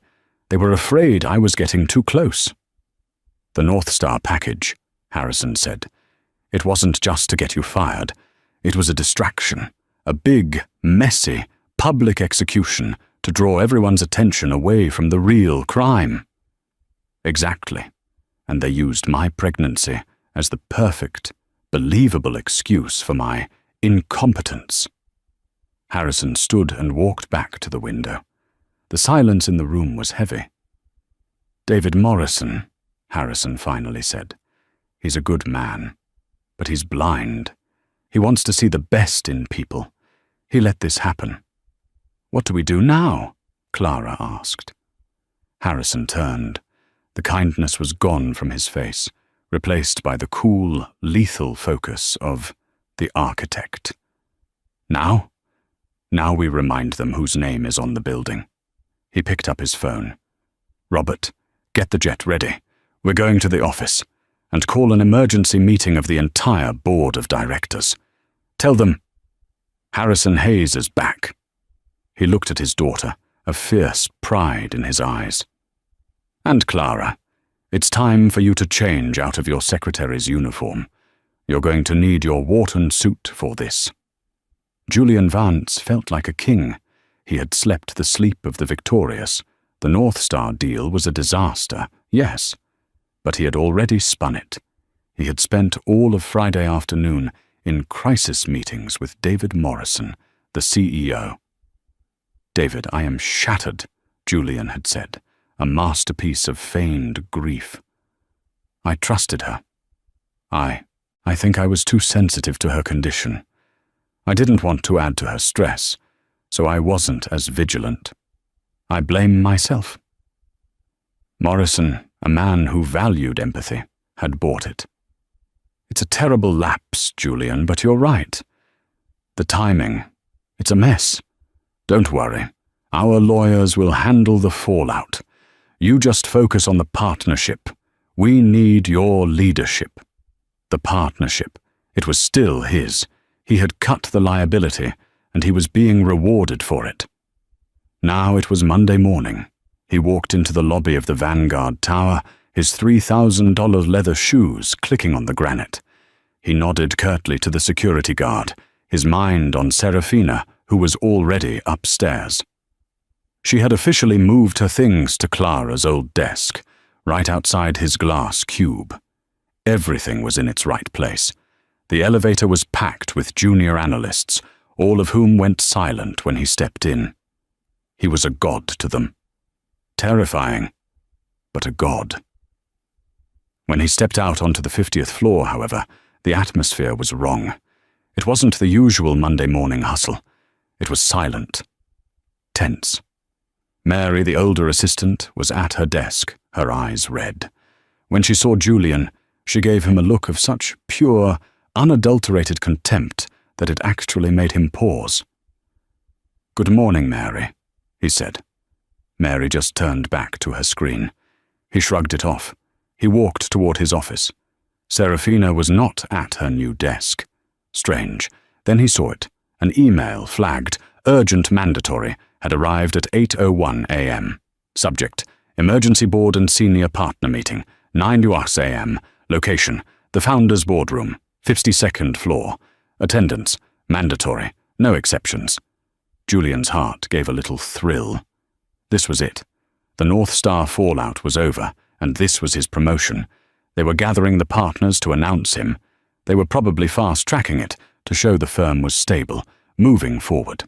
He checked his reflection in the glass, straightened his Brioni tie. He was ready. He took the private executive elevator to the 52nd floor. This floor was for board meetings only. It was quiet, opulent, and smelled of old money and furniture polish. He pushed open the massive oak double doors to the founder's boardroom and stopped dead. The room was full. The entire executive board, all 12 members, were seated. David Morrison, the CEO, was there, looking pale and nervous, not at the head of the table, but on the side. At the head of the table, in the high-backed chair that had sat empty for 5 years, was Harrison Hayes. Julian's blood turned to ice water. He had never met Harrison Hayes. He had only seen the oil portrait of him in the lobby. The man in the portrait was smiling. The man at the table was not. "Mr. Vance," Harrison said, his voice quiet but echoing in the cavernous room. "You're late. Take a seat." Julian's legs felt like lead. He fumbled into the only empty chair. It was at the far end of the table, opposite Harrison. He felt like he was being judged from a mile away. "Where is Serafina Croft?" Julian managed to ask. "Ms. Croft is indisposed," Harrison said. "She's with our head of security and our internal audit team. It seems there are some irregularities in her marketing budget. But we'll get to that." Julian's mouth went dry. This was not a promotion. "I have been retired for 5 years," Harrison began, his eyes sweeping the table, landing on every single board member. "I left this firm, Vanguard, in your hands. I trusted you to maintain the culture I built, a culture of integrity, of diligence, and of respect. He steepled his fingers, his icy blue gaze finally landing and staying on Julian. Instead, I find a culture of bullying, of theft, and of staggering incompetence. Mr. Morrison, you were CEO. How did this happen? David Morrison looked like he was going to be sick. Harrison, I had no idea. The internal reports,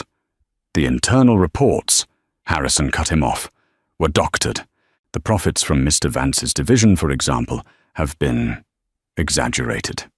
His successes, it seems, were not his own. Julian gripped the arms of his chair. Mr. Hayes, I don't know what you've been told, but my division is the most profitable in the firm. The Henderson call just last week. Ah, yes. The Henderson call, Harrison said, a thin smile playing on his lips. The one you brilliantly saved. A call where you miscalculated a client's exposure by 15%, and your secretary had to slide you the answer. Julian was speechless. How? How do you— I know, Harrison said, because my head of internal review told me. You see, I've had someone on the inside for the last 8 months. Someone I trust implicitly. Someone with a Wharton MBA, a background in forensic accounting, and a vested interest in this company's good name. Harrison nodded to the double doors. You can come in now. The doors opened. In walked Clara Hayes. She was not the Clara he knew. The mousy brown hair was pulled back into a severe, elegant chignon. The drab maternity blouses were gone, replaced by a dark navy blue Armani pantsuit, custom-tailored to accommodate her pregnancy. She wore her power as comfortably as he wore his arrogance. She looked, Julian realized with a jolt of pure terror, exactly like the man at the other end of the table. She was not carrying a box. She was carrying a leather-bound portfolio. Clara, Julian breathed, his voice a dry rasp. The rest of the board was staring, their minds scrambling to connect the dots. That's Ms. Hayes Donovan to you, Mr. Vance, Clara said, her voice clear and cold. She took a seat at the table, to the right of her father. Clara Hayes Donovan, daughter of Harrison Hayes, and as of 8 a.m. this morning, the new Chief Operating Officer of Vanguard Equity Partners. David Morrison lunged forward. Harrison, this is my daughter. David, Harrison snapped. And she is the only person in this room who has done her job. Please, Clara, proceed. Clara opened her portfolio. Good morning, gentlemen. For the last 8 months, I have been working as an executive assistant to Mr. Vance. My father and I were concerned about the cultural rot that was eroding this firm's foundation. We were right to be. She looked directly at Julian. Her eyes were not angry. They were worse. They were diagnostic. Mr. Vance, she began, on Friday, you fired me for gross negligence, specifically for failing to courier the North Star acquisition documents. You didn't send them, Julian stammered, falling back on his lie. You left them in your desk. Serafina found them. No, Clara said flatly. I did not. On Wednesday, at 4:51 p.m., I personally logged the package and placed it in the mailroom's secure bin. At 5:37 p.m., she nodded to a man in the corner who dimmed the lights and turned on the large projector screen. Ms. Serafina Croft entered the mailroom. The screen lit up with grainy, time-stamped security footage.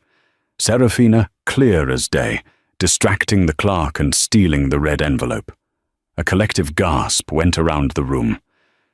At 7:14 p.m., Clara continued, as the footage changed. Ms. Croft and Mr. Vance are seen entering his office.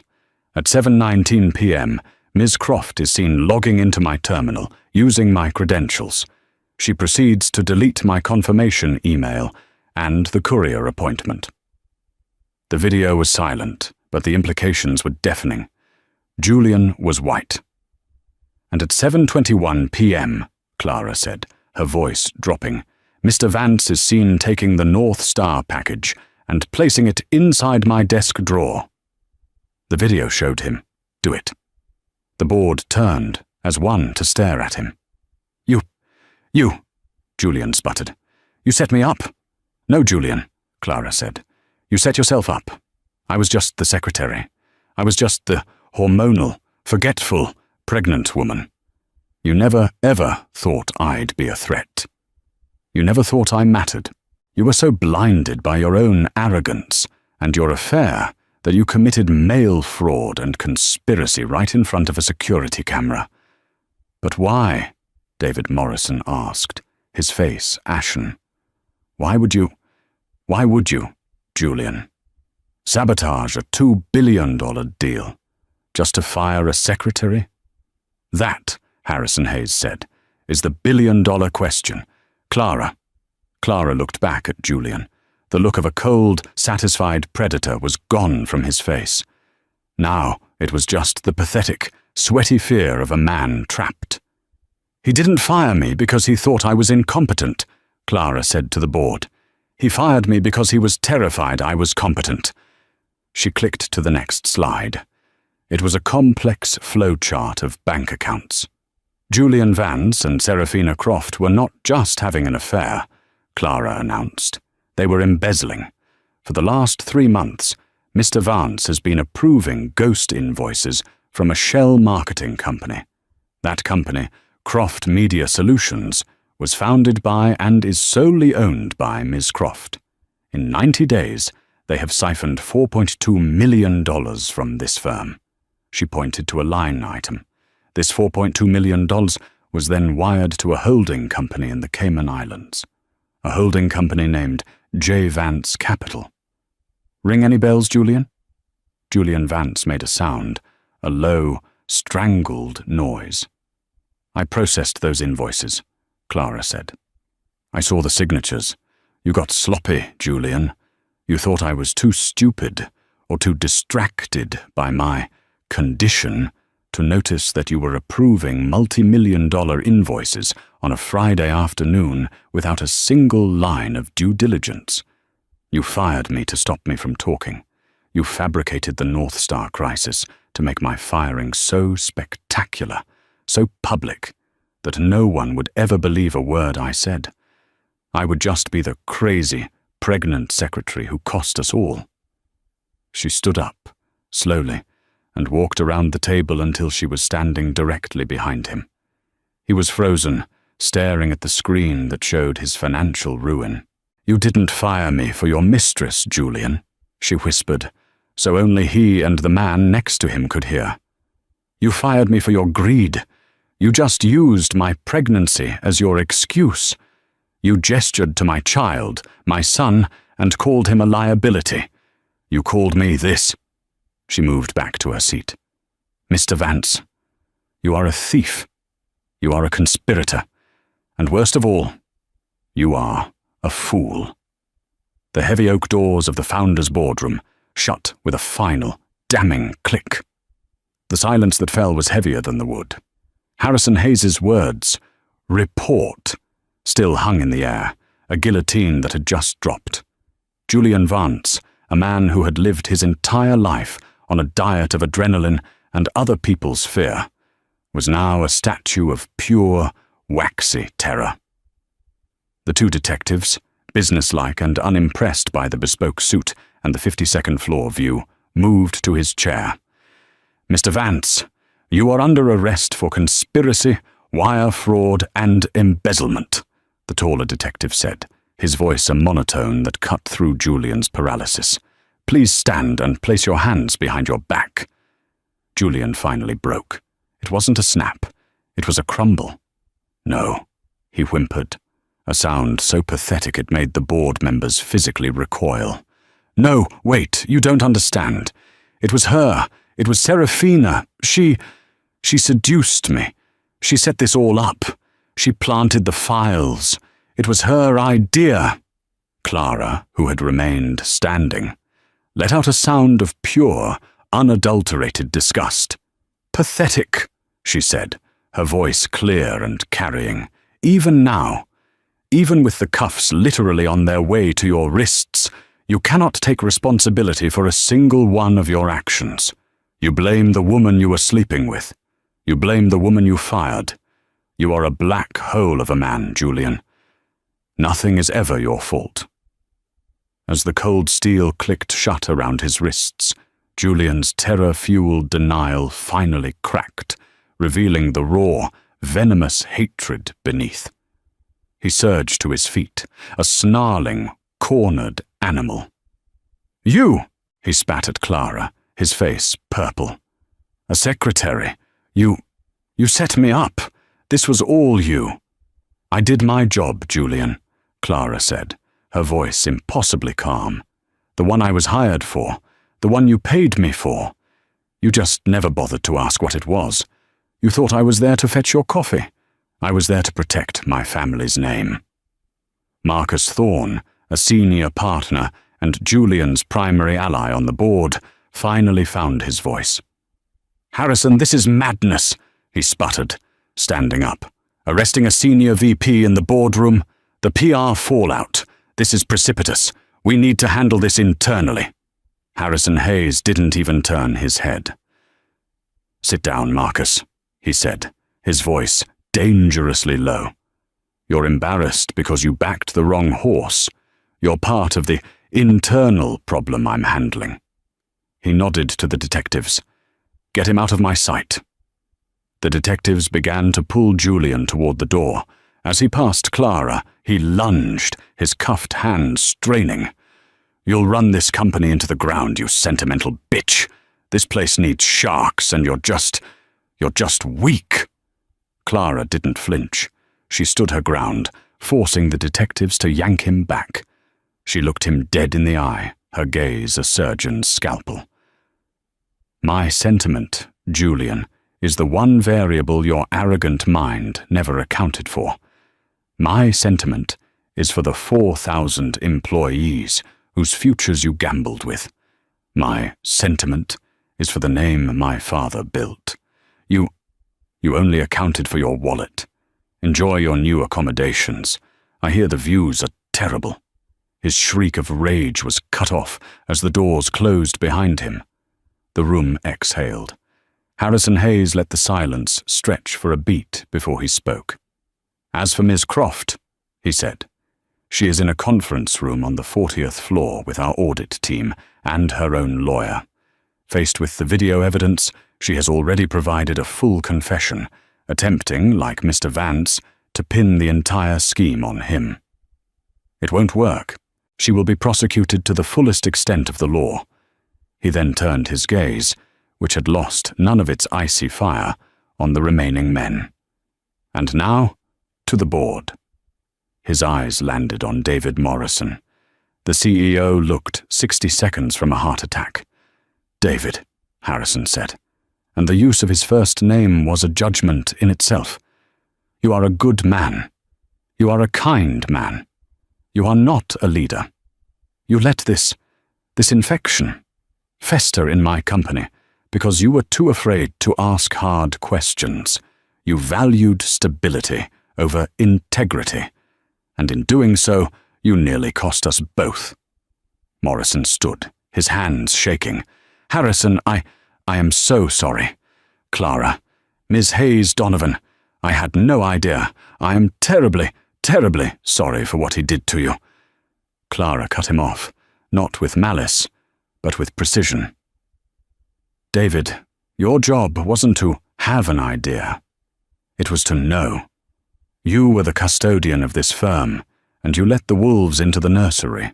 Your apology is noted. Your resignation is accepted. You will leave with your full pension, but you will sign an NDA that ensures you never speak the name Vanguard again."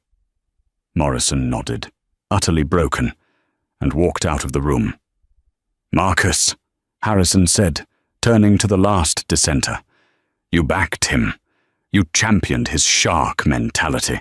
You're out. Clean your desk." "You can't do this," Marcus blustered. "I can," Harrison said. "This entire board is dissolved, effective immediately. It will be reconstituted under the new COO's direction by the end of the day. You can leave on your own, or you can follow Mr. Vance in cuffs for aiding and abetting. Your choice." Marcus Thorne, his face pale, fled the room. Finally they were alone. Just Harrison and Clara in the vast, silent boardroom. The morning sun streamed in, illuminating the dust motes dancing in the air. Harrison let out a breath he seemed to have been holding for 5 years. "Well, Madam Coe," he said, a weary pride in his voice. "Your first day has been eventful." Clara walked to the floor-to-ceiling window, looking down at the city 52 floors below. The same view Julian had prized. "He wasn't the only rot, Dad," she said quietly. "He was just the loudest. The culture here, it's broken. It's what you always taught me not to be." Harrison came to stand beside her, putting a hand on her shoulder. "I know," he said, his voice thick with a rare emotion. "I let it get away from me. I was so busy building the machine, I forgot about the people inside it. I was so afraid of being done, of being irrelevant in retirement. I let profit become a substitute for purpose." He turned to her, his blue eyes searching hers. "That's why you are the new COO, not me. I'm going back into retirement, for real this time.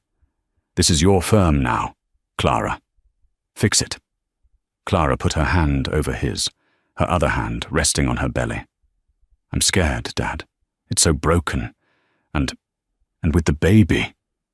"Your pregnancy isn't a liability, Clara," he said fiercely, echoing her earlier words. "It's a perspective. It's your greatest asset. You're not just building for the next quarter. You're building for the next generation. That's what I lost. That's what you'll bring back. Now, shall we go reintroduce you to your new team?" They walked together to the 50th floor. The atmosphere was a funeral. The entire floor was frozen, watching them. They saw Julian's glass cube, now empty. They saw security guards boxing up Serafina's things from Clara's old desk. Clara walked to the center of the floor. Everyone stared, whispering. "Mary," Clara called out. Mary at her desk looked up, her eyes wide with terror. She thought she was next. She slowly approached. "Clara, Ms. Hayes. Ms. Hayes, Donovan." Clara smiled, a real, warm smile. "Mary, for 8 months, you were the only person on this floor who showed me genuine kindness. You have more integrity in your fingernail than Mr. Vance had in his entire body. You are my new executive administrator. Your title and your pay will reflect your seniority and your value. We start now." Mary's hands flew to her mouth, and she burst into tears of sheer, unadulterated relief. It was the first crack in the ice. That afternoon, Clara held an all-hands, town hall, in the firm's main atrium. She stood in front of 500 employees, her father standing off to the side, a proud observer. She used no microphone. Her voice, trained in Wharton lecture halls, carried. "My name is Clara Hayes Donovan," she began. "My father, Harrison Hayes, built this firm. For the last 8 months, you knew me as Clara Hayes. On Friday, many of you watched me get fired, humiliated, and escorted from this building. This morning, you watched Mr. Vance get arrested." A nervous murmur went through the crowd. "The era of Vanguard as a shark tank is over," she declared. "Sharks are lazy, solitary predators. They eat their own. From today, we will be a wolf pack. We are intelligent, we are strategic, we are collaborative, and we protect our own. This will be a place of integrity first. Profit second, because integrity, in the long run, is profit." She laid out her new vision. "The rot stops today. I am firing every manager in this firm with a credible HR complaint of bullying or harassment. Their positions will be filled from within, and my first act as COO," she paused, her hand going to her stomach, is to announce the new Vanguard parental leave policy. 6 months, fully paid, for all employees, mothers, fathers, and adoptive parents, because family is not a liability. It is our foundation. A stunned silence. Then, led by Mary, a slow, building wave of applause that became a roar. The next 6 months were a war. The sharks she fired didn't go quietly. Marcus Thorne's allies tried to sue for wrongful termination. Clara countered, in person, with the meticulous evidence of their complicity and incompetence she had gathered as a secretary. Forbes magazine ran a scathing article titled, "The Heiress's Hobby. Can a Pregnant Idealist Run a Wall Street Firm?" Clara's response was to write a fiery op-ed in the Wall Street Journal, titled, "Yes, she can, and she's doing it." It went viral. She was vilified on financial TV as sentimental and naive, then praised by a new generation as a visionary. The firm's best and brightest, who had been suffocating under the old guard, flocked to her. Profits dipped for 1 quarter, then soared, driven by a new, massive, green energy fund she had personally championed. The legal reckoning was absolute. Serafina Croft, faced with the video and her own paper trail, folded completely. She testified against Julian, detailing his greed and his paranoia. She received 2 years in a low-security federal prison. Julian, blinded by his own narcissism, made the fatal mistake of refusing a plea deal. He was convinced he could charm a jury. The trial was a circus. He painted himself as a visionary, betrayed by a spurned lover and a conniving secretary. But the prosecution had Clara's meticulous notes, the high-definition security footage, and the bank transfers. The jury convicted him on all counts in under 45 minutes. At his sentencing, the judge, a woman in her 60s, looked down at him with contempt. "Mr. Vance," she said, "you are a man of profound arrogance and a complete lack of character. Your crimes were not of passion, but of a cold, calculated greed. But what the court finds most appalling is your cruel and unusual humiliation of an employee in a vulnerable condition. You used a woman's pregnancy as a weapon. You are, in short, a bully. You are sentenced to 8 years in a state penitentiary." He screamed, a high, thin sound of disbelief as he was led away. 8 months after the boardroom coup, the 50th floor was unrecognizable. It was bright. The glass cube of Julian's office had been dismantled, replaced by a large, open-plan collaborative workspace. People were talking, laughing, arguing over whiteboards. Clara sat in her new office, a warmer space with comfortable chairs, on the same floor as her team. She was on a conference call, finalizing the acquisition of a tech startup. Her desk was covered in reports, but also a small, silver-framed sonogram. She was in mid-sentence when she stopped, her breath catching. She smiled, a small, tired but triumphant smile. Mary, now her unflappable chief of staff, noticed immediately. "Ms. Hayes." It is," Clara breathed, closing her laptop. "Call my husband, and tell the Tokyo board. The call will have to be rescheduled for tomorrow morning. My son has decided on an earlier-than-expected arrival." Harrison Hayes met her at the elevator, holding a brand-new baby carrier, beaming. "Ready, Madam Coe?" "More than ready, Dad," she said, squeezing his arm. As the elevator doors closed, the floor didn't panic. They didn't whisper. They stood, and they applauded their leader. Clara Hayes Donovan had built a company that could run without her for a few hours, or a few months. The new foundation was strong. It wasn't built on fear. It was built on trust. What a story of karma and consequences. It just goes to show that you never, ever know who you're talking to. Julian's arrogance and cruelty weren't just his moral failing. They were his financial ruin. He saw a pregnant secretary as a weak, disposable problem, but he was actually abusing the most powerful person in the building. Clara proved that true strength isn't about yelling, bullying, or wearing an expensive suit. It's about intelligence, patience, and knowing exactly when to make your move. She didn't just get revenge. She rebuilt an entire company in her own, stronger image. What did you think of Julian's takedown? Was it satisfying? Let me know in the comments what your favorite part of the story was. If you loved this story, please hit that like button. Share this video with someone who needs to see justice served, and make sure you subscribe to the channel so you never miss another real-life drama. We have new stories coming every week. Thanks for listening.